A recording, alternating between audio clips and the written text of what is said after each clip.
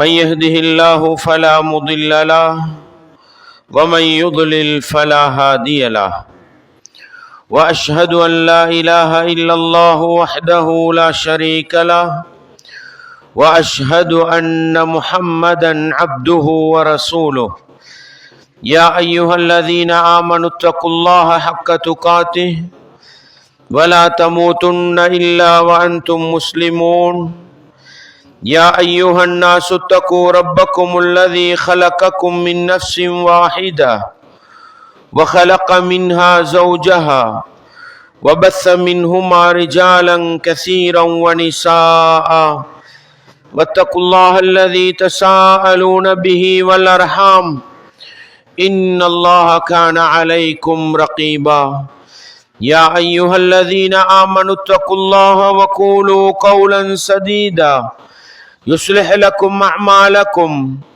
ويغفر لكم ذنوبكم ومن يطع الله ورسوله فقد فاز فوزا عظيما أما بعد فإن أصدق الحديث كتاب الله وخير الهدي هدي محمد صلى الله عليه وسلم وشر الأمور محدثاتها وكل محدثة بدعة وكل بدعة ضلالة وكل ضلالة في النار. வார்த்தைகளில் சிறந்தது வல்லவன் ரஹ்மானின் வார்த்தை என்றும், நடைமுறைகளில் சிறந்தது நபிகளார் ஸல்லல்லாஹு அலைஹி வஸல்லம் அவர்களுடைய வாழ்க்கை வழிமுறை என்றும், அவர்களுடைய வாழ்க்கை வழிமுறைகளுக்கு பின்னால் மார்க்கத்தில் புதிதாக புகுத்தப்பட்டவைகள், கர்மங்களிலே மிக மோசமானவைகள் பித்அத்துகள், எல்லா பித்அத்துகளும் வழிகேடுகள், எல்லா வழிகேடுகளும் மனிதனை நரகத்துக்கு இட்டுச் செல்லும் என்று சொன்னவனாக இச்சொற்பொழிவை ஆரம்பம் செய்கின்றேன். அன்பார்ந்த இஸ்லாமிய சகோதரர்களே, தாய்மார்களே, சகோதரிகளே, வல்லவன் ரஹ்மானின் பேரருளால் அவனுடைய மார்க்கத்தை படிப்பதற்காக வேண்டி குர்ஆன் ஹதீஸிலிருந்து ஒரு சில விடயங்களை கேட்டறிவதற்காக வேண்டி நாமெல்லாம் இந்த இடத்திலே ஒன்று கூடியிருக்கின்றோம். நபிகளார் ஸல்லல்லாஹு அலைஹி வஸல்லம் அவர்கள் சொன்னார்கள், மய்யுரிதில்லாஹு பிஹி கைரன் யுஃபக்கிஹு ஃபித்தீன். அல்லாஹ் யாருக்கு நலவை நாடுகின்றானோ அவனுக்கு மார்க்கத்திலே விளக்கத்தை கொடுப்பதாக சொன்னார்கள்.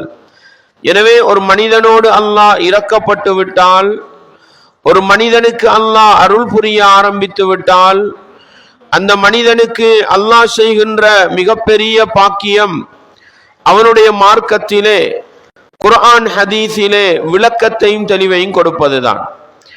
அந்த அடிப்படையில் இன்றைய இந்த நிகழ்ச்சியினூடாக அவனுடைய மார்க்கத்திலிருந்து, குர்ஆன் ஹதீஸிலிருந்து ஒரு சில விடயங்களை படிக்கிறோம், கேட்கிறோம் என்று சொன்னால் அல்லாஹ் எங்களோடு இரக்கப்பட்டிருக்கின்றான், அவனுடைய கருணை பார்வையை எங்கள் மீது பார்த்திருக்கிறான் என்பதை புரிந்து கொண்டு இந்த சந்தர்ப்பத்தை தந்த அல்லாஹ்வுக்கு நன்றி செலுத்தும் முகமாக இந்த இடத்தில் என்ன சொல்லப்படுகிறது என்பதை காது தாழ்த்தி கேட்டு, சொல்லப்படக்கூடிய செய்திகள் குர்ஆனுக்கும் ஹதீஸுக்கும் நேர்பட்டு வரக்கூடிய நிலையில் முடியுமான அளவு எங்களுடைய வாழ்க்கையிலே நாங்கள் அமுல்படுத்தி, நாங்கள் எவற்றையெல்லாம் வாழ்க்கையிலே அமுல்படுத்துகின்றோமோ அவைகளை அடுத்த சகோதர சகோதரிகளுக்கு எடுத்து சொல்லிக் கொடுக்கின்ற நல்ல மனிதர்களாக வாழ்ந்து நல்லவர்களாக மரணிக்க முயற்சி செய்ய வேண்டும். அன்பார்ந்த இஸ்லாமிய சகோதரர்களே, தாய்மார்களே, சகோதரிகளே, உள தூய்மையின் அவசியம் என்ன என்ற ஒரு தலைப்பு தேர்வு செய்யப்பட்டிருக்கிறது. உள தூய்மை என்று சொன்னால் உள்ளத்திலே அல்லாஹ்வுக்காக என்ற எண்ணத்தை ஏந்தி வாழ்வதாகும். எந்த ஒரு நல்ல காரியத்தை செய்தாலும், எந்த ஒரு நல்லமலை செய்தாலும் அல்லாஹ்விடத்தில் மாத்திரம் நன்மையை எதிர்பார்த்து அவனுக்காக செய்வதுதான் உள தூய்மை என்று சொல்லப்படுவது. மாறாக உலகத்தில் மனிதர்களுடைய புகழுக்காக, மனிதர்களிடத்தில் மதிப்பை பெறுவதற்காக, மனிதர்களுடைய அன்பை பெறுவதற்காக, மாற்று மதத்தவர்களிடத்தில் நல்லெண்ணத்தை பெறுவதற்காக, பொருளாதாரத்துக்காக, பட்டத்துக்காக, பதவிக்காக என்று உலக நோக்கங்கள் எங்களுடைய உள்ளத்திலே வந்து அமர்ந்து கொண்டால் அதற்கு நாங்கள் முகஸ்துதி, அரபியில் ரியா என்று நாங்கள் சொல்லுவோம். அன்பார்ந்தவர்களே, இஸ்லாமிய மார்க்கத்தை பொறுத்தவரையில் எனக்கும் உங்களுக்கும் அதிகம் வலியுறுத்தக்கூடிய ஒரு அம்சம் உள தூய்மை என்ற அந்த பகுதியை நானும் நீங்களும் மறந்துவிடக் கூடாது. இந்த உலகத்தில் என்ன அமல் செய்தாலும், என்ன நல்ல காரியத்தை செய்தாலும் அல்லாஹ்விடத்தில் நன்மையை எதிர்பார்க்கின்ற, அல்லாஹ்வுக்காக என்ற உணர்வு இல்லை என்றால் நாங்கள் என்னதான் அமல் செய்தாலும் அந்த அமல் ஏற்றுக்கொள்ளப்பட மாட்டாது. அன்பார்ந்தவர்களே, எனவே இஸ்லாத்தின் பார்வையில் ஒரு மனிதனுடைய அமல்கள், நல்ல காரியங்கள் ஏற்றுக்கொள்ளப்பட வேண்டுமாக இருந்தால் அவன் அல்லாஹ்வுக்காக என்ற மன தூய்மையோடு, உள தூய்மையோடு செயற்பட வேண்டும். வேறு எந்த உலக நோக்கம் வந்து அமர்ந்தாலும் அந்த அமலை அல்லாஹ் ஏற்றுக்கொள்ளப் போவதில்லை. எனவே உள தூய்மையின் அவசியம் என்ன என்று கேட்டால், உலகத்தில் நானும் நீங்களும் செய்கின்ற எந்த அமல் ஏற்றுக்கொள்ளப்பட வேண்டுமாக இருந்தாலும் அல்லாஹ்விடத்தில் நன்மையை எதிர்பார்த்தல் என்பது இருக்க வேண்டும். முன்னால் ரமலானுடைய மாதம் வருகிறது. இந்த ரமலானுடைய மாதத்தில் மிக பிரதானமாக 3 அமல்களை நாங்கள் செய்வோம். ஒன்று என்ன? நோன்பு பிடிப்போம். இன்னும் ஒன்று இரவையில் நின்று வணங்குவோம். மூன்றாவது கடைசி பத்தில் கதருடைய இரவை அடைந்து கொள்ள முயற்சி செய்வோம். இந்த 3 அமலும் ரமலானுடைய மாதத்தில் பிரதானமானது. இந்த 3 அமலை பற்றியும் அல்லாஹ் சொல்லுகிற பொழுது எப்படி ரசூலுல்லாஹ் சொல்லும் பொழுது எப்படி சொல்லி காட்டுகிறார்கள். புகாரியிலே 38வது இலக்க நபிமொழியை படித்து பாருங்கள். மன் ஸாம ரமதான, யார் ரமலானுடைய மாதத்தில் நோன்பு பிடிக்கிறாரோ, ஈமானன் வஹ்திசாபன், அல்லாஹ்வை மாத்திரம் நம்பிய நிலையில், ஷிர்க் செய்யாத நிலையில், அல்லாஹ்வின் மீது ஆழமான நம்பிக்கை வைத்து, வஹ்திசாபன், அல்லாஹ்விடத்தில் பரிபூரணமான நன்மையை எதிர்பார்த்து செய்கிறாரோ, வேறு எந்த நோக்கமும் வரக்கூடாது. நோன்பு பிடிக்கிறோம், வேறு வேறு நோக்கங்களுக்காக பிடித்தால் என்ன நடக்கும் என்பதை நான் பின்னால் சொல்கிறேன். எனவே ரமலானில் பிடிக்கின்ற அந்த நோன்பு அல்லாஹ்வின் மீது ஆழமான நம்பிக்கை வைத்த நிலையிலும், அல்லாஹ்விடத்தில் பரிபூரணமான கூலியை எதிர்பார்த்த நிலையிலும் யார் நோன்பு பிடிக்கிறாரோ, குஃபிர லஹு மா தகத்தம மின் தன்பிஹி, அவருடைய வாழ்க்கையில அவர் ஏற்கனவே செய்து வைத்திருக்கின்ற எல்லா பாவங்களும் மன்னிக்கப்படும் என்றார்கள். நிபந்தனை என்ன? ஈமான் இருக்க வேண்டும், அல்லாஹ்வின் மீது ஆழமான நம்பிக்கை, ஷிர்க் இருக்கக்கூடாது. இரண்டாவது இஹ்திசாபன், அல்லாஹ்விடத்தில் நன்மையை எதிர்பார்த்தவராக இருக்க வேண்டும், வேறு எந்த நோக்கமும் சேரக்கூடாது. அப்படி நோன்பு பிடித்தால் அவருடைய முந்தைய பாவங்கள் மன்னிக்கப்படும். முஸ்லிமிலே வரக்கூடிய ஹதீதை பாருங்கள். இரவு வணக்கம், இரவிரவாக நின்று வணங்குகிறோம். அல்லாஹ்வுடைய தூதர் சொன்னார்கள், மன் காம ரமதான ஈமானன் வஹ்திசாபன், யார் ரமலானுடைய மாதத்தில் இரவு நேரத்தில் நின்று வணங்குகிறாரோ, ஈமானன் வஹ்திசாபன், அல்லாஹ்வை ஆழமாக நம்பிய நிலையிலும் அவனிடத்தில் நன்மையை எதிர்பார்த்த நிலையிலும் யார் இரவையில் நின்று வணங்குகிறாரோ, குஃபிர லஹு மா தகத்தம மின் தன்பி, அவருடைய முந்தைய பாவங்கள் மன்னிக்கப்படும். புகாரியில 1901வது இலக்க ஹதீஸை படித்து பாருங்கள். அல்லாஹ்வுடைய தூதர் சொல்றாங்க, மன் காம லைலத்துல் கத்ரி, யார் கதருடைய இரவையில் நின்று வணங்குகிறாரோ, ஈமானன் வஹ்திசாபன், ஈமான் கொண்ட நிலையிலும் அல்லாஹ்விடத்தில் நன்மையை எதிர்பார்த்த நிலையிலும் யார் நின்று வணங்குகிறாரோ, குஃபிர லஹு மா தகத்தம மின் தன்பிஹி, அவருடைய பாவங்களில் முந்தைய பாவம் மன்னிக்கப்படும் என்று சொன்னார்கள் அல்லாஹ்வுடைய தூதர் ஸல்லல்லாஹு அலைஹி வஸல்லம் அவர்கள்.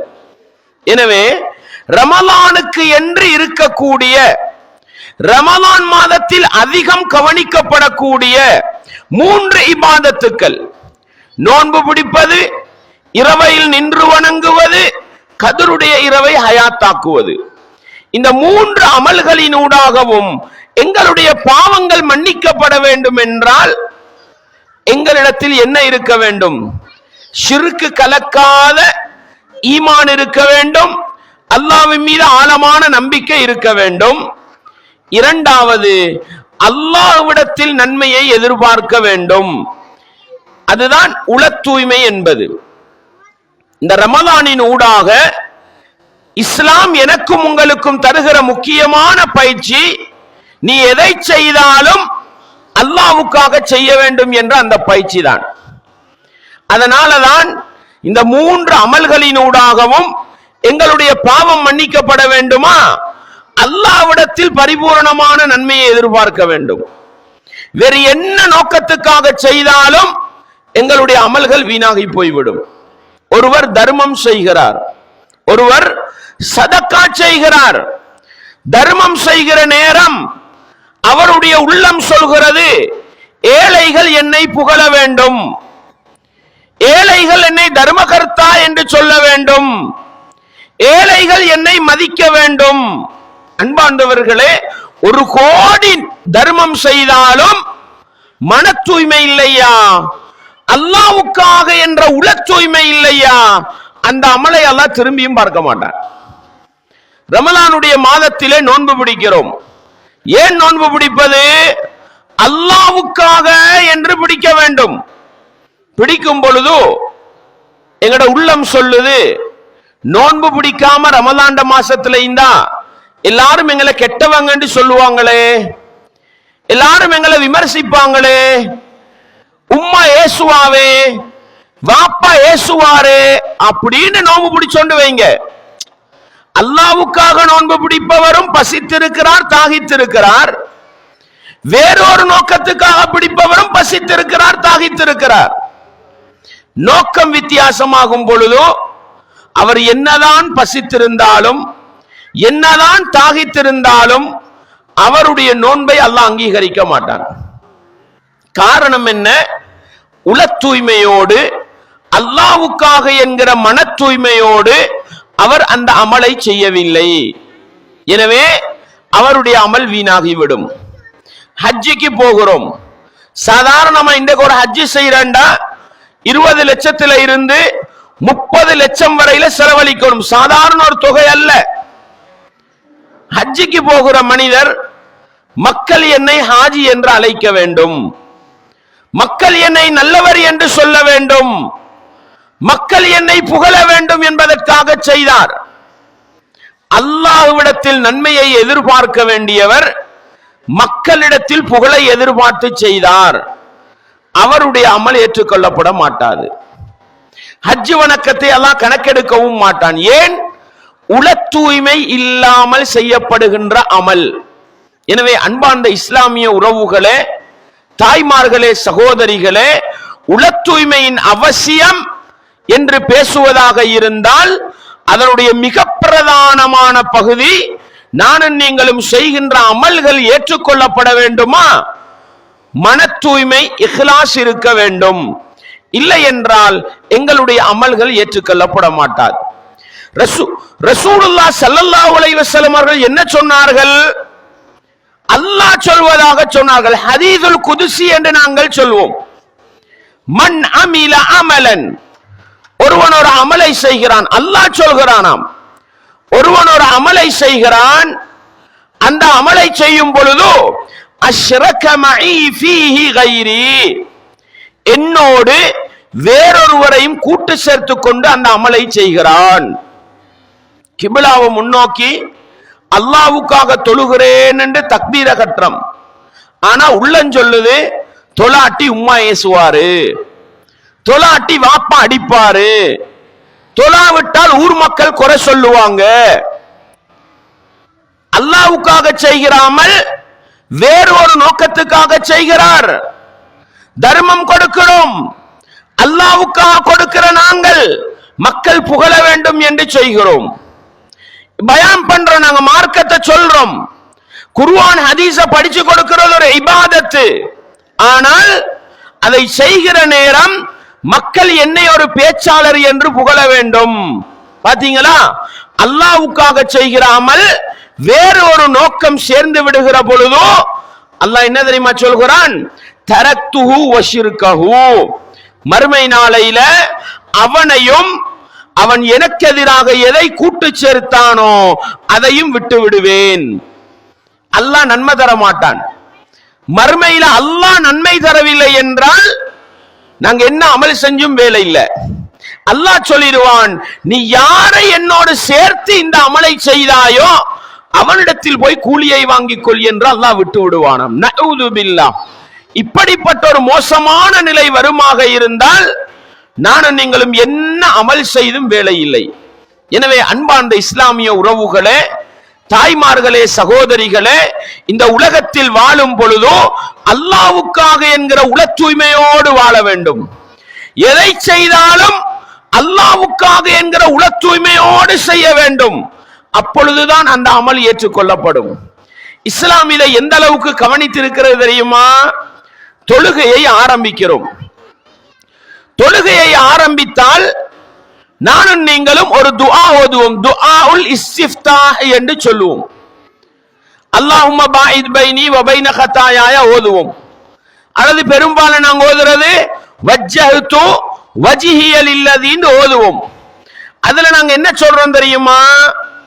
இன்ன ஸலாத்தி, என்னுடைய தொழுகை, வனுசுகி, என்னுடைய இபாதத்துக்கள், அறுத்து பலியிடுதல் போன்ற வணக்கங்கள், ஹஜ்ஜுடைய வணக்கங்கள், வமஹியாய, இந்த உலகத்தில் நான் வாழ்வது, வமமாதி, என்னுடைய மரணம், லில்லாஹி ரப்பில் ஆலமீன், அனைத்தும் அல்லாஹ்வுக்குரியது என்று சொல்றோம்.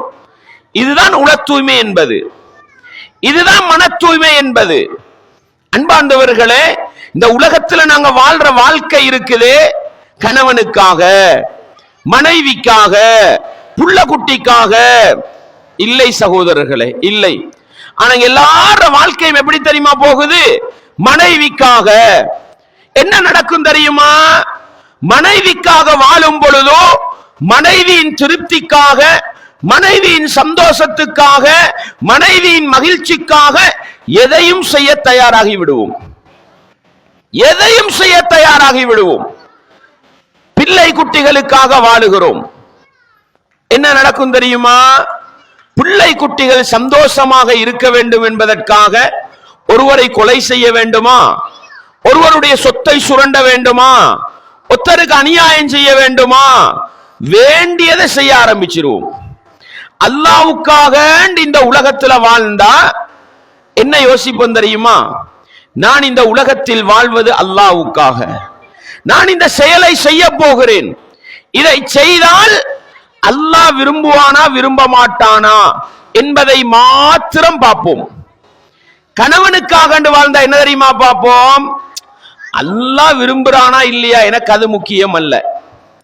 ஏண்ட மாப்பிள்ளைக்கு நல்லமா சரியில்லையா, என்ற கணவருக்கு விருப்பமா விருப்பம் இல்லையா, கணவருக்கு விருப்பம்டா ஹராத்தையும் செய்வோம், கணவனுக்கு விருப்பம்டா வட்டியும் எடுப்போம், திருமணம் முடிக்கிறோம். ஒரு பெண்மணி தன்னுடைய தந்தையுடைய வீட்டிலே வாழும் பொழுதோ இஸ்லாமிய ஆடையோடு, அபாயாவோடு, ஃபர்தாவோடு வாழுகிறாள். திருமணம் முடித்து தன்னுடைய மாப்பிள்ளையோடு போகிற நேரம், தன்னுடைய கணவரோடு போகிற நேரம் அரைக்குறை ஆடையோடு அலங்காரங்களை எல்லாம் வெளிப்படுத்தி கொண்டோ பாதையிலே நடந்து போகிறார்.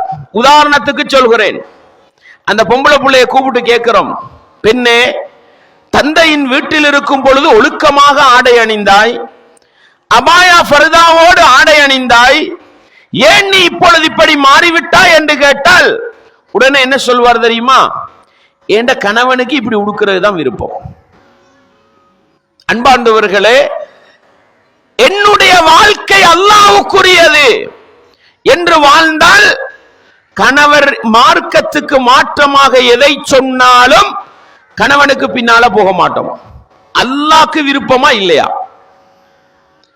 கணவனுக்காக என்று வரும் பொழுது கணவனுக்கு ஏத்த மாதிரி வாழ ஆரம்பிச்சிருவோம். ஒரு ஆண் மகன் 17 வயது, முகத்திலே தாடி வருகிறது. 20 வயது, முகத்திலே தாடியை வளர்த்து வைத்திருக்கிறான். 25 வயது, பெரிய தாடியோடு வருகிறான். திருமண மஜ்லிஸிலே வந்து அமர்ந்திருக்கிறான். தாடி இருக்கிறது. திருமணம் முடித்து ஒரு வாரம், தாடியும் இல்ல, மீசையும் இல்ல. அந்த மணமகனை கூப்பிட்டு அந்த இளைஞனை அழைத்து கேட்கிறோம், என்னப்பா நேத்து வரைக்கும் உன்னோட முகத்துல தாடி இருந்துச்சே, இன்னைக்கு ஏன் இல்லாம போச்சுதுன்னு கேட்டா, என் மனைவிக்கு விருப்பம் இல்லை, அதனால தாடி வைக்கல. இத்தனை கணவன்மார் இந்த பதில சொல்றாங்க தெரியுமா? காரணம் என்ன? மனைவிக்காக வாழ்ந்தார். நபிகளாருடைய சுன்னாவை குழி தோண்டி புதைத்தார். அல்லாஹ்வுக்காக வாழ்ந்திருந்தால், மனைவியே உன்னுடைய இரக்கம் அன்பு பாசம் எல்லாம் ஒரு பக்கம் இருக்கட்டும், நான் அல்லாஹ்வுடைய தூதருக்கு மாறு செய்ய மாட்டேன் என்று முஸ்லிமாக வாழ்ந்திருப்பார். 30 வயது வரையில் முகத்திலே தாடி இருக்கிறது. 31வது வயதில் நல்லதொரு ஜொப் கிடைக்கிறது. தாடியை வலித்து விட்டு வருகிறார். என்னப்பா நேத்து வரைக்கும் தாடி இருந்துச்சு, இன்னைக்கு தாடியை காணோம்டா. உடனே சொல்றேன், எங்கட கம்பெனி மேனேஜருக்கு தாடி பிடிக்காது. எங்கட கம்பெனியில வேலை செய்யறா தாடியை எடுக்கணும். எங்கட ஹோட்டல்ல வேலை செய்யறா தாடியை எடுக்கணும். இந்த அரசாங்க ஜப்பு செய்யறா தாடியை எடுக்கணும். எனவே நான் தாடியை வலிச்சேன் என்றார். பாருங்கள், அல்லாஹ்வுக்காக வாழும் பொழுது மார்க்கத்தோடு வாழலாம். வேறு வேறு நோக்கங்களுக்காக போகும் பொழுது மார்க்கம் கணக்கெடுக்காமல் போய்விடும். இதனாலதான் ஒவ்வொரு நேர தொழுகையை ஆரம்பிக்கும் பொழுதும் இஸ்லாம் எனக்கும் உங்களுக்கும் சொல்லக்கூடிய செய்தி என்ன? இன்ன ஸலாத்தி வ நுசுகி வ மஹ்யாய வ மமாத்தி லில்லாஹி ரப்பில் ஆலமீன். என்னுடைய தொழுகை, என்னுடைய வணக்க வழிபாடுகள், என்னுடைய உலக வாழ்க்கை, வ மமாத்தி, என்னுடைய மரணம் அனைத்தும் அல்லாஹ்வுக்குரியது. எனவே இஸ்லாமிய உறவுகளே, தாய்மார்களே, சகோதரிகளே, எங்களுடைய உள்ளத்திலே அல்லாஹ்வுக்காக என்ற அந்த தூய்மையான எண்ணத்தை வைத்துக் கொள்வது என்னையும் உங்களையும் இந்த உலகத்தில் நல்லவர்களாக வாழ வைக்கும். உள தூய்மையின் அவசியம் என்ன என்று கேட்டால், முதலாவது ஒரு மனிதன் செய்கிற எல்லா காரியங்களும் ஏற்றுக்கொள்ளப்பட வேண்டுமா? உள தூய்மை அவசியம். இன்னொரு விதத்தில் சொல்வதானால், ஒரு மனிதன் உண்மையான முஸ்லிமாக வாழ்வதற்கு, உண்மையான முஃமினாக வாழ்வதற்கு உள தூய்மை அவசியம். உள தூய்மை பட்டம் பதவி, பட்டம் பதவி பாருங்கள், நோக்கம் மனிதனை எப்படி மாற்றுகிறது பாருங்கள். தாய்மார்களே, சகோதரிகளே, பட்டத்துல மோகம் வருது, பதவியில மோகம் வருது. என்ன எடுக்கணும்? MA முடிக்கணும், BA முடிக்கணும், யூனிவர்சிட்டியில போய் டிகிரி முடிக்கணும். என்ன செய்கிறோம்? அல்லாஹ்வுக்காக என்று வாழ்ந்தால் அல்லாஹ் எதை செய்ய என்கிறானோ அதை செய்வோம், எதை செய்ய வேண்டாம் என்று சொல்கிறானோ அதை செய்ய மாட்டோம். அல்லாஹ்வை விட்டு வேறு நோக்கங்கள் வந்து அமர்கிற பொழுது என்ன நடக்கிறது தெரியுமா? பாருங்க, ரசூலுல்லாஹ் ஸல்லல்லாஹு அலைஹி வஸல்லம் அவங்க சொன்னாங்க, ஈமானிய பெண்மணி, அல்லாஹ்வையும் மறுமை நாளையும் நம்பக்கூடிய பெண்மணி ஒரு ஆண் துணை இல்லாமல் பயணம் செய்ய வேண்டாம். சுருக்கி தொழுகிற தூரம் இருக்குதே, அதை தாண்டி போறதாக இருந்தா கணவனோ அல்லது மஹரமியத்தான ஆண் துணையோடு தான் ஒரு பெண்மணி போக வேண்டும். இப்ப என்ன நடக்குது? ராவு 2 மணிக்கு புத்தளம் டவுன்ல ஈக்கிறோம். 20 வயது 25 வயது குமரி பெண்மணி வந்து தனிமையில இறங்குகிறாள். எங்கிருந்து அந்த பெண்மணி வருகிறாள்? கொழும்பிலிருந்து வருகிறாள், கல்முனையிலிருந்து வருகிறாள், அக்கரை பற்றிலிருந்து வருகிறாள், யாழ்ப்பாணத்திலிருந்து வருகிறாள். என்னம்மா பொண்ணு, இந்த ராவு 2 மணிக்கு தனிய வந்து இறங்குறியே, இது மார்க்கத்துல கூடுமாண்டா? இப்படி படிச்சாதான் பிஏ முடிக்கலாம், இப்படி படிச்சாதான் டிகிரி பட்டம் கிடைக்கும். தாய்மார்களே, சகோதரிகளே, அல்லாஹ்வுக்காக வாழுகிற ஒரு பெண்மணி, அல்லாஹ்வை நம்பி வாழுகிற ஒரு பெண்மணி, மறுமைக்காக வாழுகிற ஒரு பெண்மணி என்ன முடிவெடுப்பால் தெரியுமா? ஆண் துணை இல்லாமல் பயணம் செய்வது ஹராம். எனவே எனக்கு பட்டம் இழந்தாலும் சரி, பதவியை இழந்தாலும் சரி, நான் ஹராத்தை செய்ய மாட்டேன் என்ற முடிவுக்கு வருவாள். உலகம் நோக்கம், பட்டம் பதவி நோக்கம் என்று வருகிற பொழுது என்ன செய்வாள் தெரியுமா? எனக்கு பிஏ முக்கியம், என்ற பேருக்கு பின்னால் எம்ஏ புலோனும், எனக்கு டிகிரி வேணும், எனக்கு அரசாங்க ஜொப்பு வேணும். எனவே ஆண் துணை இல்லாவிட்டாலும் நான் தனிமையிலே பயணம் போய்விட்டு வருவேன். என்ன சொல்ல வருகிறேன் தெரியுமா? உள தூய்மை இருந்தால், என்னுடைய உலக வாழ்க்கை அல்லாஹ்வுக்குரியது என்ற மன தூய்மையோடு வாழ்ந்தால் மார்க்க வரம்புள்ளுக்கு வாழ்வோம். வேறு வேறு நோக்கங்கள் வந்து அமர்ந்து விட்டால் மார்க்கத்தை குளிதோண்டி புதைத்து விட்டு அந்த நோக்கத்துக்காக பயணிக்க ஆரம்பித்து விடுவோம். அன்பார்ந்த இஸ்லாமிய உறவுகளே, தாய்மார்களே, சகோதரிகளே, வட்டி ஹராம் என்று தெரியுமா தெரியாதா?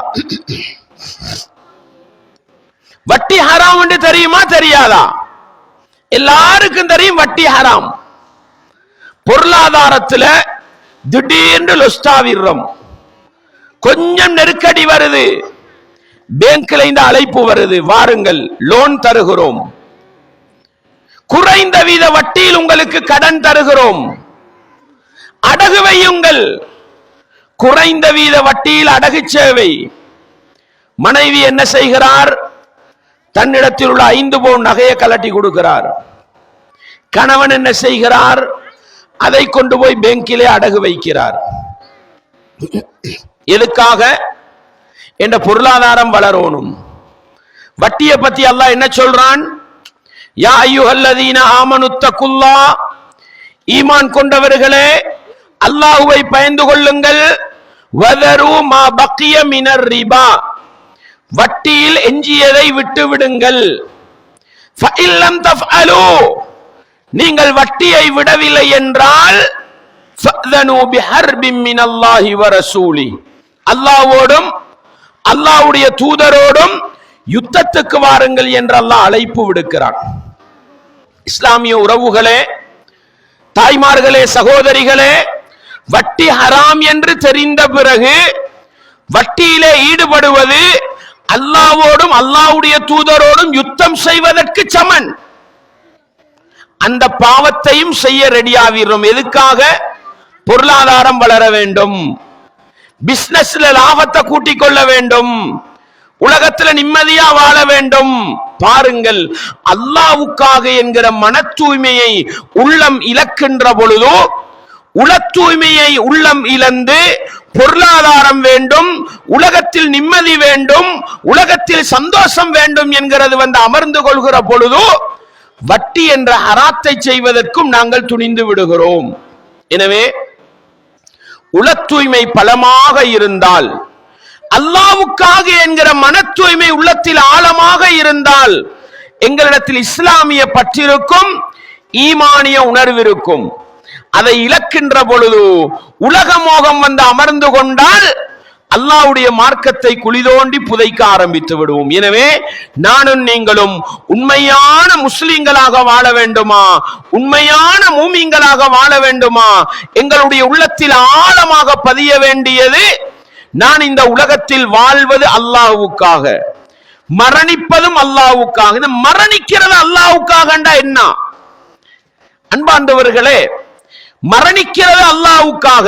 இப்படித்தான் ஒரு மூமின் வாழ வேண்டும். எங்களுக்கு ஒரு பொருளாதார நெருக்கடி வருது, லொஸ்டாவிட்டோம், திடீர்னு வறுமை கோட்டுக்கு கீழால போயிட்டோம். இன்னைக்கு மாற்று மதத்தவர்களை பார்க்கிறோம், எனக்கு இந்த உலக வாழ்க்கை சரி வராது, தற்கொலை செஞ்சு கொண்டு மௌத்தா போயிடுறார். ஏன்? நாம் வாழ்வதும் அல்லாஹ்வுக்காக, மரணிப்பதும் அல்லாஹ்வுக்காக என்ற உணர்வு இல்லாததனால எனக்கு நிம்மதி இல்ல, எனக்கு சந்தோஷம் இல்ல, நாம் மௌத்தா போறதுதான் சரின்னு முடிவெடுக்கிறார். ஏன்? எனக்கு சரியில்லை. அல்லாஹ்வுக்காக வாழ்றவர் என்ன தெரியுமா முடிவெடுப்பார்? எனக்கு என்னதான் கஷ்டம் வந்தாலும் என்னதான் நஷ்டம் வந்தாலும் நானாக என்னை அழித்துக் கொள்ள மாட்டேன். ஏன்? என்ற ரப்பு அல்லாஹ் விரும்புற நேரம் தான் நான் மௌத்தா போவேன். இதுதான் இஹ்லாஸ் என்ற, இதுதான் மன தூய்மை என்பது. அந்த மன தூய்மை, அந்த உள தூய்மை அல்லாஹ்வுக்காக என்கிற எண்ணம் இல்லை என்றால் மனிதன் அழிந்து நாசமாகி போவான். குடும்ப வாழ்க்கையில நிம்மதி இல்ல, மனைவியில சந்தோஷம் இல்ல, புள்ள குட்டியால தொல்ல. என்ன செய்வான்? திடீர்னு கழுத்துல கௌத்த மாட்டிக்கொண்டு தூக்குல போட்டு தன்னை அழிச்சு கொள்வான். இதுதான் தனக்காக வாழ்ந்தவன், தன்னுடைய நலனுக்காக வாழ்ந்தவன் தன்னைத்தானே அழித்துக் கொள்வான். அல்லாஹ்வுக்காக வாழக்கூடியவன் அந்த ரப்பு தற்கொலை செய்யக்கூடாது என்று சொல்லிவிட்டான். ரசூலுல்லாஹ் தற்கொலை செய்யக்கூடாது என்று சொன்னார்கள். எனக்கு என்னதான் நஷ்டம் வந்தாலும் என்னை நானே அழித்துக் கொள்ள மாட்டேன், அப்படி வாழ்வான். எனவே மன தூய்மை இருந்தால், உள தூய்மை இருந்தால் இந்த உலகத்தில் வாழும் பொழுதோ நல்லவர்களாக வாழலாம், மார்க்கத்தோடு வாழலாம், இஸ்லாமிய உணர்வோடு வாழலாம். எப்பொழுது மன தூய்மை இல்லாமல் போய் எனக்காக நான் வாழுகிறேன், என்னுடைய மனைவிக்காக நான் வாழுகிறேன், என்னுடைய பிள்ளை குட்டிகளுக்காக நான் வாழுகிறேன், பொருளாதாரத்துக்காக வாழுகிறேன், பட்டம் பதவிக்காக வாழுகிறேன் என்கிற உலக நோக்கங்கள் வந்து அமர்ந்து கொண்டால் எங்களுக்கும் இஸ்லாத்துக்கும் தொடர்பு இல்லாமல் போய்விடும். அன்பார்ந்த இஸ்லாமிய உறவுகளே, தாய்மார்களே, சகோதரிகளே, நாங்க எங்கெல்லாம் குர்ஆன் ஹதீஸுக்கு மாறு செய்கிறோமோ, எங்கெல்லாம் குர்ஆனையும் ஹதீஸை நடைமுறைப்படுத்துவது கஷ்டமா போகுதோ அங்கெல்லாம் சிந்திச்சு பாருங்க, உலக நோக்கம் ஒன்று உள்ளத்துல வந்து உட்கார்ந்து இருக்கும். அல்லாஹ்வுக்காக வந்துட்டா லேசாவிடும் வாழ்றது. இன்னொரு உதாரணம் சொல்லட்டுமா புரிஞ்சு கொள்றதுக்கு? ஒரு மனிதன் உண்மையான முஸ்லிமா வாழணும்டா மன தூய்மை, இஹ்லாஸ் அவசியம். பெரிய உதாரணம் அல்ல, இந்த சிகரெட் குடிக்கிறது இருக்கு. சிகரெட் குடிக்கிறது, சிகரெட் போட்டிட பக்கத்தில் எழுதி வச்சிருக்கிறான், இது கேன்சரை கொண்டு வரும், இது உடல் நலனுக்கு தீங்கை ஏற்படுத்தும். போட்டோ போட்டு வச்சிருக்கிறான் கேன்சரிட. மனுஷன் சொல்றான் என்ன? குடிக்காட்டி மனசுக்கு டல்லா இருக்குது, குடிக்காட்டி தலைவலி வருது, பழகி போச்சுது, விட முடியாது. இதெல்லாம் எனக்காகத்தானே. இந்த ஒரு சின்ன ஹராத்தை விடலாம். ஏன் விட முடியாது? அல்லாஹ்வுக்காக என்று வாழ்ந்தால் அல்லாஹ் சொல்றான், வலா துல்கு பி ஐதீக்கும் இலத் தஹலுகா, உங்களையே நீங்கள் அழித்துக் கொள்ள வேண்டாம் என்று என்னுடைய ரப்பு அல்லாஹ் சொல்கிறான். எனக்கு விருப்பமாக இருந்தாலும் நான் அல்லாஹ்வுக்காக வாழ்றவன். இந்த சிகரெட்டை குடிக்க மாட்டேன் தூக்கி வீசுறது லேசாவிடும். சஹாபாக்கள் இஸ்லாத்துக்கு வந்தாங்க. எப்படி வந்தாங்க தெரியுமா? மதுபான பிரியர்களாக வந்தாங்க. மதுபானம் அவங்களோட பெரிய சொத்தாக இருந்தது. அனஸ் ரலியல்லாஹு அவங்க சொல்லுவாங்க, அபூ தல்ஹாட வீட்டுல மதுபான கோப்பைகளை பங்கு வைத்துக் கொண்டிருக்கிறேன். அந்த நேரம் ஒரு தோழர் ஓடோடி வாரார். தோழர்களை அறிந்து கொள்ளுங்கள், அலா இன்னல் ஹம்ர கத் ஹுர்ரிமத், மதுபானம் ஹராமாக்கப்பட்டு விட்டது என்றார். ஒரு மணித்தியாலம் பயான் இல்ல, ஒரு மணித்தியாலம் பயான் இல்ல. ஒரே ஒரு செய்தி என்ன? மக்களே அறிந்து கொள்ளுங்கள், மதுபானம் ஹராமாக்கப்பட்டு விட்டது. கையில மதுபான கோப்பை, வீடுகள்ல பீப்பாக்கள் கணக்கில் மதுபானத்தை நிறைச்சு வச்சிருந்தாங்க. தோழர்கள் என்ன தெரியுமா சொன்னாங்க? அல்லாஹ் ஹராமாக்கிட்டானா, கொட்டுங்கள் மதுபானத்தை, கொட்டுங்கள் மதுபானத்தை. மதீனத்து பாதை நெடுகே மதுபான ஆறுகளோடியது என்று சொல்கிறோம். மதுபானத்தோடு உருண்டு புரண்டு வாழ்ந்தவர்களுக்கு ஒரு கட்டளையோடு மதுபானத்தை தூக்கி வீசுவது எப்படி இலகுவாகியது? நாங்களா 18 வயசு 20 வயசுல குடிக்க பழகின சிகரெட்ட எங்களுக்கு விடுறது கஷ்டமாயிக்குது. ரெண்டுக்கும் என்ன வித்தியாசம்? சஹாபாக்கள் அல்லாஹ்வுக்காக வாழ்ந்தார்கள். அல்லாஹ்வுடைய கட்டளையை நடைமுறைப்படுத்துவதும் ஹராத்தை விடுவதும் அவர்களுக்கு இன்பமாக இருந்தது. நாங்க எங்களுக்காக வாழ்றோம், எங்கட நிம்மதி சந்தோஷத்துக்காக வாழ்றோம். எங்களுக்கு இன்பமாப்பட்ட ஹராத்தை விடுறது கஷ்டமாயிக்கி, எங்களுக்கு சந்தோஷமா விளங்கின பாவத்தை விடுறது கஷ்டமா இருக்குது. எனவே அன்பாண்டவர்களே, ஒரு மனிதன் உண்மையான முஸ்லிமாக வாழ வேண்டுமா, உண்மையான முஃமினாக வாழ வேண்டுமா, இன்ன ஸலாத்தி வ நுசுகி வ மஹ்யாய வ மமாத்தி லில்லாஹி ரப்பில் ஆலமீன். என்னுடைய தொழுகை மட்டுமல்ல, என்னுடைய ஏனைய வணக்க வழிபாடுகள் மட்டுமல்ல, வமஹியாய என்னுடைய வாழ்க்கை, வமமாத்தி என்னுடைய மரணம், அனைத்துமே அல்லாஹ்வுக்கு என்று, அல்லாஹ்வுக்காக என்கிற மன தூய்மையோடும் இஹ்லாஸோடும் வாழ்வோமாக இருந்தால் இந்த உலகத்தில் நல்லவர்களாக வாழலாம் என்பது மன தூய்மையின் அவசியத்தை எனக்கும் உங்களுக்கும் காட்டுகிறது. இன்னொரு விடயத்தை பாருங்கள். மன தூய்மை ஏன் அவசியம் என்றால், அன்பாண்டவர்களே, ஷைத்தான் இருக்கிறான், எங்களுடைய விரோதி என்று இஸ்லாம் சொல்கிறது. அப்படித்தானே? ஷைத்தான் எங்களுடைய விரோதி. அந்த ஷைத்தானுடைய வழிகேட்டிலிருந்து நானும் நீங்களும் பாதுகாப்பு பெற வேண்டுமா? எந்த அளவு இஹ்லாஸ் இருக்கிறதோ அந்த அளவுக்கு ஷைத்தானை விரட்டி அடிக்கலாம். அல்லாஹ் அல் குர்ஆனிலே சொல்லி காட்டுகிறான், ஷைத்தான் இருக்கிறானே, இப்லீஸ், எங்களுடைய தந்தை ஆதம் அலைஹிஸ்ஸலாம் அவர்களை அல்லாஹ் படைத்து வைத்து ஆதமுக்கு சிரம்பணியுங்கள், சுஜூது செய்யுங்கள் என்று சொன்ன பொழுது மலக்குமார்கள் எல்லோரும் சுஜூது செய்தார்கள், இப்லீஸ் மட்டும் சுஜூது செய்யவில்லை. இந்த வரலாறு நாங்க படிச்சிருக்கிறோம், குர்ஆன் பல இடங்கள்ல சொல்லுது. அதன் பிறகு அல்லாஹ் என்ன செய்தான்? பெருமை அடிப்பவர்களுக்கு இங்கு இடமில்லை என்று இப்லீஸை அல்லாஹ் லஅனத்து செய்து விரட்டினான். அந்த நேரத்தில் இப்லீஸ் என்ன செய்கிறான்? அல்லாஹ்விடத்தில் ஒரு அனுமதி கேட்கிறான். என்ன அனுமதி அது? ஃபபிஇஸ்ஸதிக, இறைவா உன்னுடைய கண்ணியத்தின் மீது சத்தியமாக, லஉக்வியன்னஹும் அஜ்மஈன், ஆதமுடைய சந்ததிகள் அனைவரையும் நான் வழிகெடுப்பேன். ஆதமுடைய சந்ததிகள் அனைவரையும் நான் வழிகெடுப்பேன் என்று சொல்லிவிட்டு அவன் ஒரு விதிவிலக்கு பண்ணினான். என்ன தெரியுமா? இல்லா இபாதக மின்ஹுமுல் முஹ்லஸீன், இறைவா உன்னுடைய அடியார்களில் உள தூய்மையோடு மன தூய்மையோடு இஹ்லாஸோடு வாழ்ற அடியார்கள் இருக்கிறார்களே, அவர்களை தவிர என்று சொல்லிட்டு வந்தான் இப்லீஸ். அன்பாண்டவர்களே, இன்றைக்கு நான் மார்க்கம் பேசுறேன். இஹ்லாஸ் இருந்தா மௌத்து வரைக்கும் இந்த பயணம் தொடரும். நீங்க மார்க்கத்தோட வாழ ஆசைப்படுறீங்க, இஹ்லாஸ் இருந்தால் மௌத்து வரைக்கும் இந்த பயணம் தொடரும். இஹ்லாஸ் இல்லாம சில நேரம் கணவனுக்காக இந்த இடத்துக்கு பயானுக்கு வந்திருப்பீங்க, கணவனுக்காக மூடி மறைச்சு கொண்டு வந்திருப்பீங்க. ஆண்கள் நீங்க உங்களோட கூட்டாளி நிர்வாகத்தில் இருக்கிறாரு, உங்களுக்கு விருப்பமான மௌலை பயானுக்கு வராரு, உங்களோட ஊருண்டு வந்திருப்பீங்க. என்ன தெரியுமா நடக்கும்? நாளைக்கு நிர்வாகத்துக்கும் உங்க ஒரு பிரச்சனை வந்தா இனி இந்த பள்ளிக்கு பயானுக்கு போப்படான்னு முடிவு எடுத்துருவீங்க. விளங்குதா உங்களுக்கு? கணவன் திடீர்னு மௌத்தா போனா மௌத்தா போய்த்தார், இனி தொலைவும் தேவையில்ல, இனி பயானுக்கு போகவும் தேவையில்ல, இந்த அப்படியே வாழ்க்கை வேற ட்ரக்ல போக ஆரம்பிச்சிடும். ஏன்? அல்லாஹ்வுக்காக வாழ்ந்தால் ஷைத்தானால ஒன்றும் செய்யல. எங்களை வேறு வேறு நோக்கங்களுக்காக வாழ்ந்தால் ஷைத்தான் எங்களை வழிகெடுத்து விடுவான். இது ஷைத்தானாக அல்லாஹ்ட்ட சொல்லிட்டு வந்தது. எப்படி? ஃபபிஇஸ்ஸதிக லஉக்வியன்னஹும் அஜ்மஈன், இறைவா உன்னுடைய கண்ணியத்தின் மீது சத்தியமாக ஆதமுடைய சந்ததிகள் அனைவரையும் நான் வழிகெடுப்பேன்.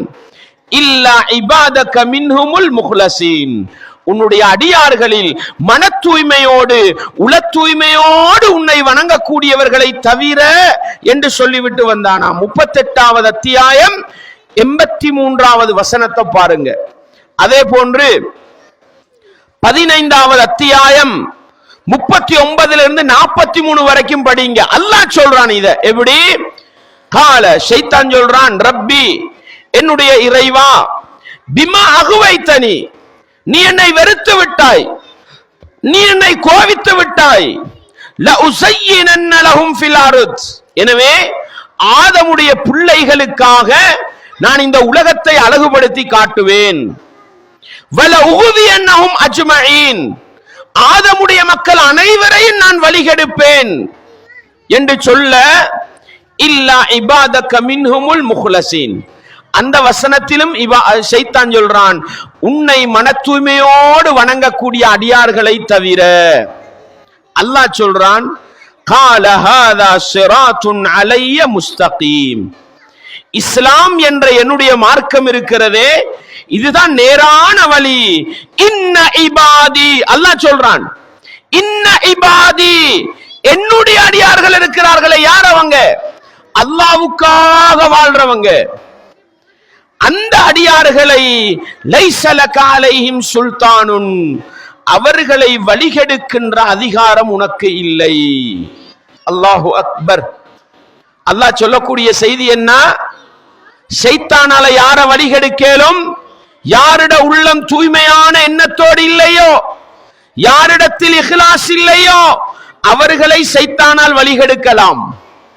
யாருக்கிட்ட நான் அல்லாஹ்வுக்காக வாழ்கிறேன், நான் தொழுவது அல்லாஹ்வுக்காக, நான் மார்க்கம் பேசுவது அல்லாஹ்வுக்காக, நான் பள்ளிக்கு வருவது அல்லாஹ்வுக்காக, நான் நிர்வாகத்தை செய்வது அல்லாஹ்வுக்காக, நான் மார்க்கத்தை பேசுவது அல்லாஹ்வுக்காக, நான் தர்மம் செய்வது அல்லாஹ்வுக்காக என்று வாழ்ந்தால், அல்லாஹ்வுக்காக என்று வாழுகிற அந்த அல்லாஹ்வுடைய அடியார்களை வழிகெடுப்பதற்கு ஷைத்தானுக்கு எந்த அதிகாரமும் இல்லை என்று அல்லாஹ் அல் குர்ஆனிலே மிக தெளிவாக சொல்லி காட்டுகிறான் என்கிற செய்தியை நானும் நீங்களும் படித்துக் கொண்டால், அன்பார்ந்த இஸ்லாமிய உறவுகளே, தாய்மார்களே, சகோதரிகளே, இன்றைக்கு மூமினாக வாழுகிற நானும் நீங்களும், இன்றைக்கு இஸ்லாத்தோடு வாழுகிற நானும் நீங்களும் மௌத்து வரைக்கும் முஸ்லிமாக இருக்க வேண்டுமா?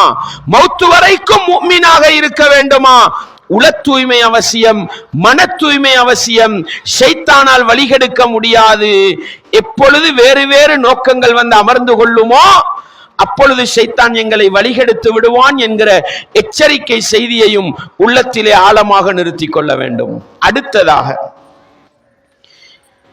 நாங்கள் நல்ல காரியங்கள் செய்கிறோம், நல்ல அமல்கள் செய்கிறோம், இதுல தொடர்ச்சி வேண்டுமா? இதுல தொடர்ச்சி வேண்டுமா?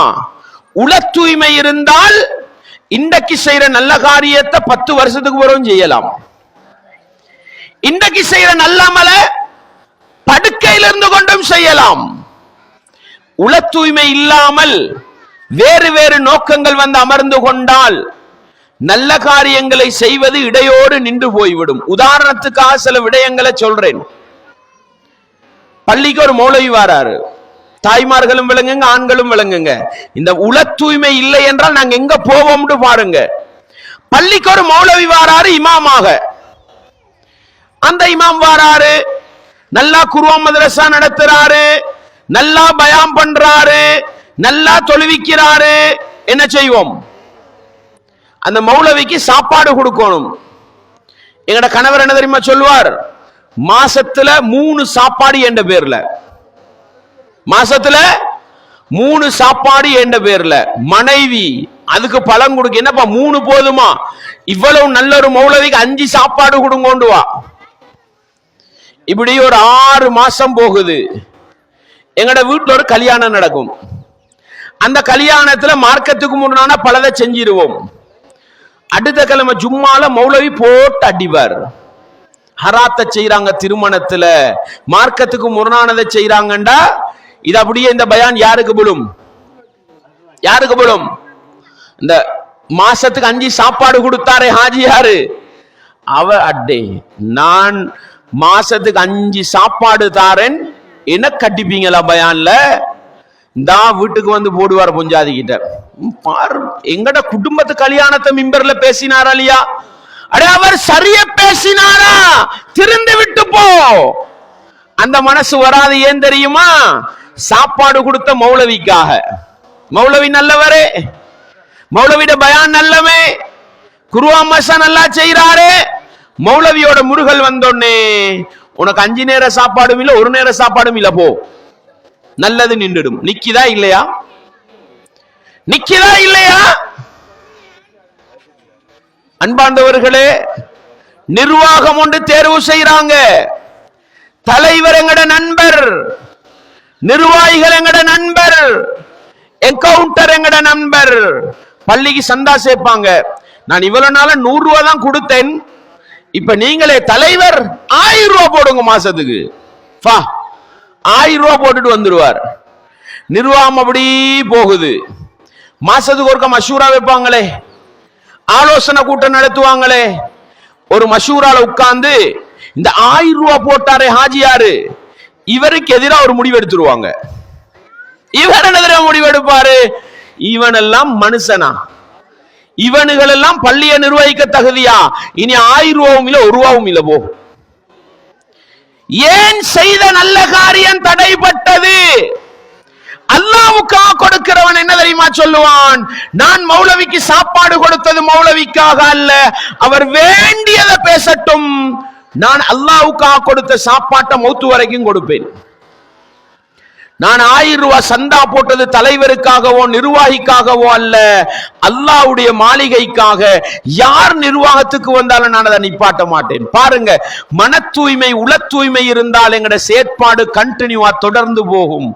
வேறு வேறு நோக்கங்கள் வந்தா அந்த நோக்கம் முடிஞ்சா எல்லாம் நல்லது நின்று போயிடும். எங்கட வாழ்க்கையில இருக்குதா இல்லையா?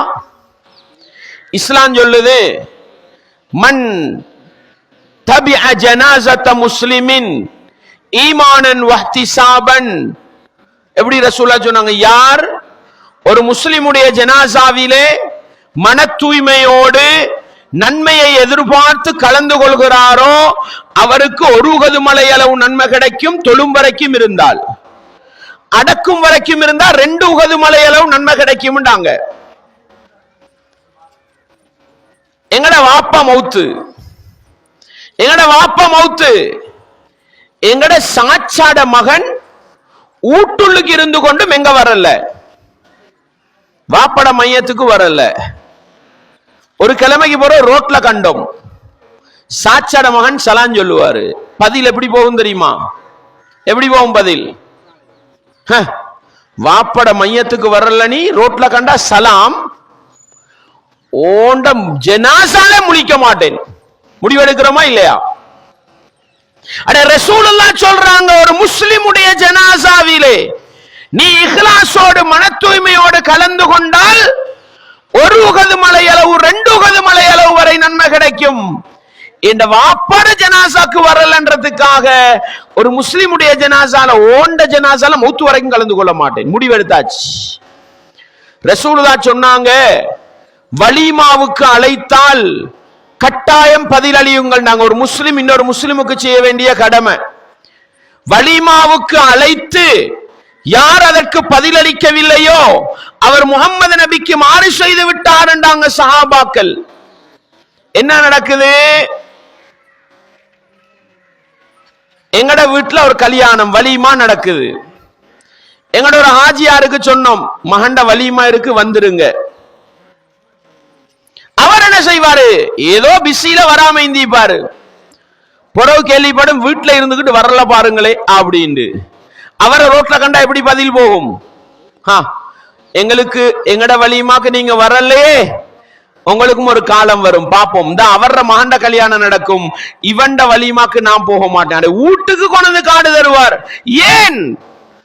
நோக்கங்கள் தவறுகிற பொழுது எனக்கு நல்லது செஞ்சா நானும் நல்லது செய்வேன். இதான எங்கட வேலை. என்னோட நல்லா இருந்தா நானும் நல்லா இப்ப இல்லை.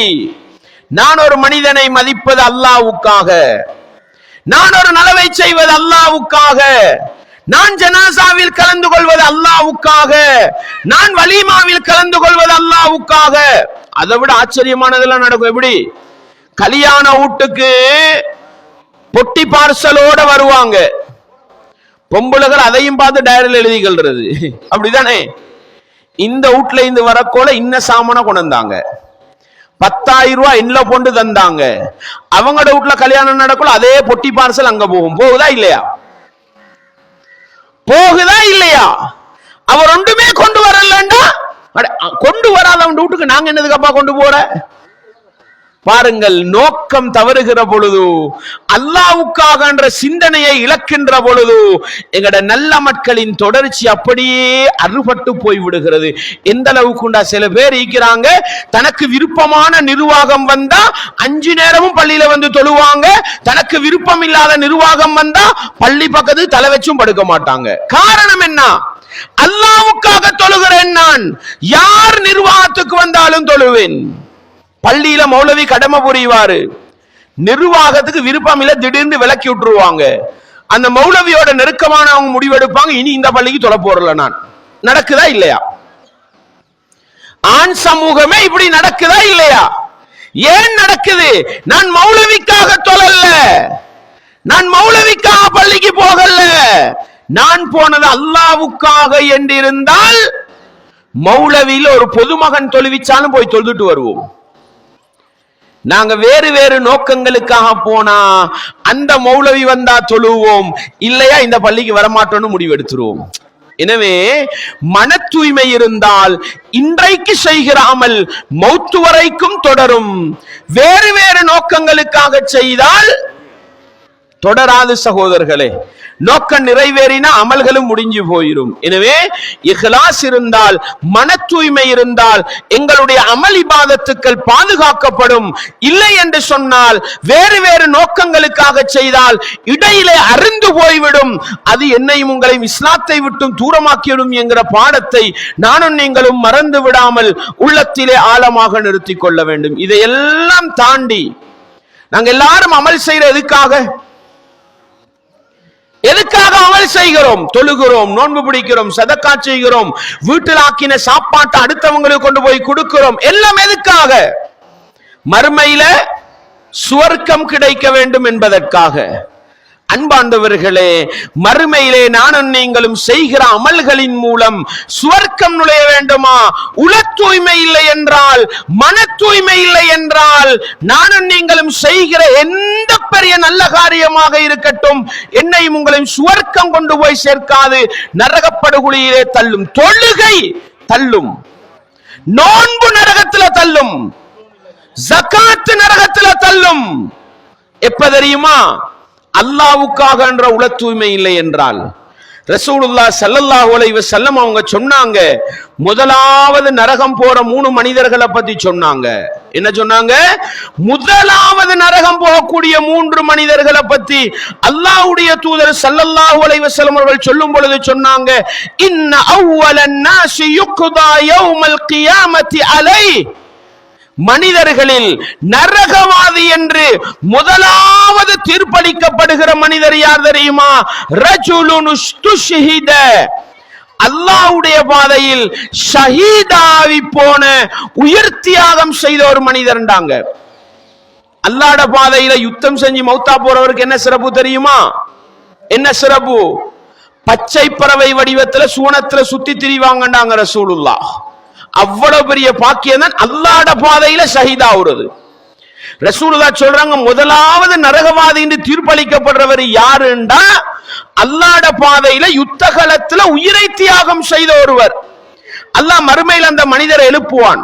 ஃபஉதிய பிஹி ஃபஅர்ரஃபஹு நிஅமஹு ஃபஅரஃபஹா, அந்த மனிதனுக்கு அல்லாஹ் செய்த நிஅமத்துக்களை எல்லாம் எடுத்து காட்டுவான். காட்டி போட்டு அல்லாஹ் கேட்பான், மனிதா உனக்கு இவ்வளவு நிஅமத்துக்கள் செய்தேனே, இதுக்காக நீ என்ன செய்தாய் என்று கேட்கும் பொழுது அவர் சொல்லுவாரு, இறைவா காத்தல்து ஃபீக ஹத்தஸ்துஷ்ஹித்து, நான் உயிரை தியாகம் செய்யும் வரையில், யுத்த களத்தில் கொலை செய்யப்படும் வரையில் உனக்காக யுத்தம் புரிந்தேன் என்பார். என்ன சொல்வார்? காத்தல்து ஃபீக, உனக்காக யுத்தம் செய்தேன் என்பார். அல்லாஹ் என்ன தெரியுமா சொல்வான்? கதபுத, நீ பொய் சொல்கிறாய். என்ன பொய்? யுத்தம் செஞ்சது பொய் அல்ல, காபிர்களை வெட்டி கொண்டதும் பொய் அல்ல, யுத்த களத்தில் கொலை செய்யப்பட்டதும் பொய் அல்ல. எது பொய் தெரியுமா? உனக்காக யுத்தம் செய்தேன்டாரே அது பொய். அல்லாஹ் சொல்லுவான், நீ யுத்தம் செய்தது எதற்காக தெரியுமா? வலகின்னக காத்தல்த லிஅன் யுகால ஜரி, நீ ஒரு வீரன், நீ ஒரு வீரன் என்று போற்றப்பட வேண்டும் என்று யுத்தம் செய்தாய். ஃபக்கது கீல, உலகத்தில் அந்த பட்டம் உனக்கு சொல்லப்பட்டு விட்டது. சும்மா உமிர பிஹி ஃபசுஹிப அலா வஜ்ஹிஹி ஹத்தா உல்கிய ஃபின்னார், பிறகு கட்டளையிடப்படும், முகம் குப்பர இழுத்து கொண்டு போய் நரகத்தில் வீசப்படுவார் ரசூலுல்லாஹ் ஸல்லல்லாஹு அலைஹி வஸல்லம் அவர்கள். பாருங்க எவ்வளவு சிறந்த ஒரு அமல். அல்லாஹ்வுக்காக என்ற உள தூய்மையை இழக்கின்ற பொழுது அந்த அமல் அந்த மனிதனை நரகத்தில் கொண்டு போய் சேர்த்தது. இரண்டாவது மனிதர் யார் தெரியுமா? வரஜுலுன், இன்னும் ஒரு மனிதர், தஅல்லமல் இல்ம, அவர் அறிவை தேடினார், வஅல்லமஹு, அதை பிறருக்கும் கற்றுக் கொடுத்தார், வகரஅல் குர்ஆன், அல் குர்ஆனையும் ஓதினார். என்ன சகோதர சகோதரிகளே, அறிவை தேடினார், குர்ஆன் ஹதீஸ படிச்சாரு, அடுத்தவர்களுக்கு படிச்சும் கொடுத்தாரு, குர்ஆனையும் ஓதினார். ஓதாமைக்கல்ல, மார்க்கத்தை பேசாமைக்கல்ல, எல்லாம் செஞ்சார். அல்லாஹ் அந்த மனிதனை மறுமை நாளையில கொண்டு வருவான். கேட்பான், மனிதா உனக்கு அறிவை தந்தேனே, நல்லா ஓதுற ஆற்றலை தந்தேனே, நீ என்ன செய்தாய் என்று கேட்கிற பொழுது அவர் சொல்லுவார், தஅல்லம்துல் இல்ம வஅல்லம்துஹு, நானும் அறிவை தேடி அதை அடுத்தவர்களுக்கும் கற்றுக் கொடுத்தேன்.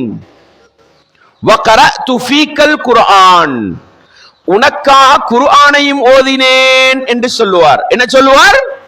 உனக்காக குர்ஆனையும் ஓதினேன் என்று சொல்லுவார்.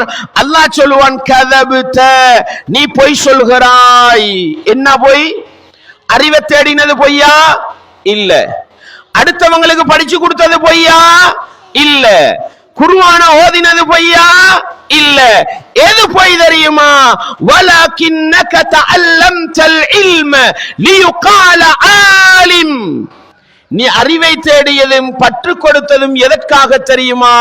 உன்னை மக்கள் எல்லாம் ஆலிம் என்று போற்ற வேண்டும், அறிஞர் என்று போற்ற வேண்டும், மௌலவி என்று போற்ற வேண்டும், ஷேக் என்று போற்ற வேண்டும். பட்டம் ஈக்குதா இன்றைக்கு? பின்னால பிஏ இல்லாட்டி வேலை செய்யாது, பின்னால எம்ஏ இல்லாட்டி வண்டி ஓடாது. பட்டம், பதவியில் மோகம், பட்டங்களை வைத்து மனிதர்களை அடையாளப்படுத்துவது. தொடர்ந்து சொன்னாங்க, வகரஅல் குர்ஆன், நீ அல் குர்ஆனை ஓதியது லியுகால காரி, மக்கள் எல்லாம் உன்னை காரி என்று சொல்லணும். காரின்ற வார்த்தை கேட்டிருக்கிறீங்களா? காரி, காரிண்டா என்ன? அல் குர்ஆனை நல்லா ஓதுறவருக்கு சொல்ற அரபு பெயரு காரி. ஹாஃபிஸ், ஆலிம், மௌலவி எல்லாம் பட்டம். மக்கள் அழைச்சா குற்றவாளி அல்ல, நாங்க எதிர்பார்த்தா குற்றவாளி. அல்லாஹ் சொல்லுவான், நீ மார்க்கத்தை கற்றது ஆலிம் என்று அழைக்கப்படுவதற்காக, குர்ஆனை ஓதுவது காரி என்று சொல்லப்படுவதற்காக, ஃபக்கது கீழ், அந்த ரெண்டு பட்டமும் சொல்லப்பட்டு விட்டது என்று சொல்லி, சும்மா உமிர பிஹி ஃபசுஹிப அலா வஜ்ஹிஹி ஹத்தா உல்கிய ஃபின்னார், முகம் குப்பர இழுத்து கொண்டு போய் நரகத்திலே வீசுமாறு கட்டளையிடப்படும் என்று நபிகளார் சொன்னார்கள். மூன்றாவது மனிதர் யார் தெரியுமா? வரஜுலுன் வஸ்ஸஅல்லாஹு அலைஹி, இன்னும் ஒரு மனிதர், அல்லாஹ் அவருக்கு பொருளாதார வசதிகளை எல்லாம் கொடுத்தான். எல்லா பொருளாதாரம், வீடு வேணுமா, வாசல் வேணுமா, காணி பூமி வேணுமா, சொத்து செல்வம் வேணுமா, எல்லாம் கொடுத்தான். மறுமையில் அல்லாஹ் அந்த மனிதனை கொண்டு வந்து அல்லாஹ் செஞ்ச நிஅமத்துக்களை எல்லாம் எடுத்து காட்டி விட்டு, மனிதா பொருளாதாரத்தை தந்தேனே, செல்வ செழிப்பை தந்தேனே, நீ என்ன செய்தாய் என்று கேட்கிற பொழுது அந்த மனிதன் சொல்லக்கூடிய பதில பாருங்க, மா தரக்து மின் சபீலின் துஹிப்பு அன் யுன்ஃபக ஃபீஹா இல்லா அன்ஃபக்து ஃபீஹா லக். சொல்லுவார், இறைவா என்னென்ன பாதையிலெல்லாம் செலவழிக்கணும் நீ விரும்பினாயோ அந்த எல்லா பாதையும் தேர்வு செய்து உனக்காக கொடுத்தேன் என்பார். பள்ளிக்கு கொடுக்கணுமா, மதரசாக்கு கொடுக்கணுமா, ஏழைக்கு கொடுக்கணுமா, மார்க்க தவாக்கு கொடுக்கணுமா, அனாதைகளுக்கு கொடுக்கணுமா, எல்லாருக்கும் கொடுத்தேன். அல்லாஹ் சொல்வான், கதபு தனி பொய் சொல்கிறாய். கொடுத்தது பொய் அல்ல, கொடுத்தது பொய் அல்ல, கொடுத்த கொடுத்தார், எல்லா நல்ல விஷயத்துக்கும் செலவழித்தார். வலகின்னக ஃபஅல்த லியுகால ஹுவ ஜவ்வாத். என்ன தெரியுமா ரசூலுல்லாஹ் சொன்னாங்க? இவர் ஒரு தர்ம கர்த்தா, இவர் ஒரு கொடையாளி, அள்ளி வீசுறவரு, அப்படி மக்கள் சொல்ல வேண்டும் என்பதற்காக கொடுத்தாய். ஃபகது கீழ, உலகத்திலே அந்த பட்டம் சொல்லப்பட்டு விட்டது என்று சொல்லி முகங்குப்பரை இழுத்து கொண்டு போய் நரகத்தில் வீசப்படும் என்று சொன்னார்கள் நபிகளார் ஸல்லல்லாஹு அலைஹி வஸல்லம் அவர்கள். தாய்மார்களே, சகோதரிகளே, இஸ்லாமிய உறவுகளே, எத்தனையோ நல்ல காரியத்தை செய்கிறோம், செய்துவிட்டு மனுஷனுக்கிட்ட புகழை எதிர்பார்க்கிறோம், மனுஷன்ட அன்பை எதிர்பார்க்கிறோம், உலக நோக்கங்களுக்காக செய்கிறோம். நஊது பில்லாஹ். நல்ல அமல்களை செய்துவிட்டு உள தூய்மை இல்லை என்றால், மன தூய்மை இல்லை என்றால், நாங்கள் செய்த அமலே எங்களை நரகத்தில் கொண்டு போய் சேர்க்கும் என்பதை நானும் நீங்களும் மறந்துவிடக் கூடாது. தொழுகிறோம், அல்லாஹ்வுக்காகத்தான் தொழுகிறோம், கிபிலாவை முன்னோக்கித்தான் தொழுகிறோம். ஆனா தொழும் பொழுது அடுத்தவன் பார்க்கிறான்றதுக்காக அழகுபடுத்துறோம். ஈகிதா மாப்புள பார்த்து கொண்டிருக்கார், 2 நிமிஷத்துல தொழுகிற தொழுகு 5 நிமிஷம் வரைக்கும் போகுது. உம்மா பார்த்து கொண்டிருக்கிறா, இந்த நல்ல ஓதுறோம், நடக்குது தானே? இஹ்லாஸ் இல்ல, அடுத்த மனிதன் பார்க்கிறான்றதுக்காக தொழுகிறது, தொழுகையை நீட்டுறது, தொழுகையை அழகுபடுத்துறது. ஃபவைலுல் லில் முஸல்லீன். தொழக்கூடியவர்களுக்கு வயல் என்ற நரக ஓடை இருக்கிறது, நாசம் இருக்கிறது. யாருக்கு? தொழுகையாளிகளில் ஒரு கூட்டத்துக்கு. அல்லதீனஹும் யுராஊன். அல்லாஹ் எப்படி சொல்றான்? ஃபவைலுல் லில் முஸல்லீன் அல்லதீனஹும் அன் ஸலாத்திஹிம் சாஊன் அல்லதீனஹும் யுராஊன். ஃபவைலுல் லில் முஸல்லீன். தொழக்கூடியவர்களுக்கு நாசம் இருக்கிறது, தொழக்கூடியவர்களுக்கு வயல் என்ற நரகோட இருக்கிறது. தொழுதும் நரகம் போறவங்க யாரு?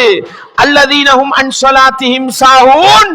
அவர்கள் அவர்களுடைய தொழுகையில் பொடுபோக்காளிகளாக இருப்பார்கள். லுஹர தொழுதா அசர் இல்ல, அசர தொழுதா மக்ரிப் இல்ல, மக்ரிப தொழுதா இஷா இல்ல, இஷாவ தொழுகிற நிறைய பேருக்கு சுபஹ் இல்ல. இப்படி தொழுகையில் பொடுபோக்கு செய்யக்கூடிய தொழுகையாளிகள். நோன்பு வந்தா தொழுகை, நோன்பு முடிஞ்சா தொழுகை இல்ல, தொழுகையில் பொடுபோக்கு செய்யக்கூடியவர்கள். இரண்டாவது அல்லதீனஹும் யுராஊன். அடுத்தவர்களுக்கு காட்டுறதுக்காக தொழுவாங்க, உம்மா அப்பாவுக்காக தொழுகிற, கணவனுக்காக தொழுகிற, நிர்வாகத்துல பள்ளி தலைவரே என்று தொழுகிற, ஊர்ல நான் மௌலவிய தொலாட்டி குறை சொல்லுவாங்களே என்று தொழுகிற, அடுத்தவங்களுக்கு காட்ட தொழுதால் அந்த தொழுகையை அந்த மனிதனை நரகத்தில் கொண்டு போய் சேர்க்கும் என்றார்கள். எனவே அன்பார்ந்தவர்களே, தாய்மார்களே, சகோதரிகளே, நானும் நீங்களும் செய்கின்ற நல்ல மக்களினூடாக மறுமையில் சுவர்க்கம் நுழைய வேண்டுமாக இருந்தால் அல்லாஹ்வுக்காக என்கிற உள தூய்மை தேவை. அல்லாஹ்வுக்காக என்ற உள தூய்மை இல்லாமல் வேறு வேறு நோக்கங்களுக்காக என்ன அமல் செய்தாலும் அந்த அமலே எங்களை மறுமையிலே நரகப்படுகொலியிலே தள்ளிவிடும் என்பதை உள்ளத்திலே ஆழமாக நிறுத்திக் கொண்டு சொல்லப்பட்ட குறிப்பிட்ட அந்த சில செய்திகளின் ஊடாக உள தூய்மையின் அவசியத்தை புரிந்து கொண்டு அல்லாஹ்வுக்காக என்கிற இஹ்லாஸின் பெருமதியை அறிந்து கொண்டு நானும் நீங்களும் இந்த உலகத்திலே வாழும் பொழுது என்ன காரியத்தை செய்தாலும் அல்லாஹ்வுக்காக என்ற நோக்கத்தோடு, இந்த உலகத்தில் வாழ்வதும் அல்லாஹ்வுக்காக, மரணிப்பதும் அல்லாஹ்வுக்காக என்கிற மன தூய்மையோடு வாழ்ந்து மரணித்து உலகத்தில் நல்லவர்களாக வாழ்ந்து மறுமையிலே சுவனத்தை அடைந்து கொள்ள நானும் நீங்களும் முயற்சி செய்வோம். வல்லவன் ரஹ்மான் எனக்கும் உங்களுக்கும் அதற்கு துணை புரிய வேண்டும். வ ஆகிரு தஅவானா அனில் ஹம்துலில்லாஹி ரப்பில் ஆலமீன்.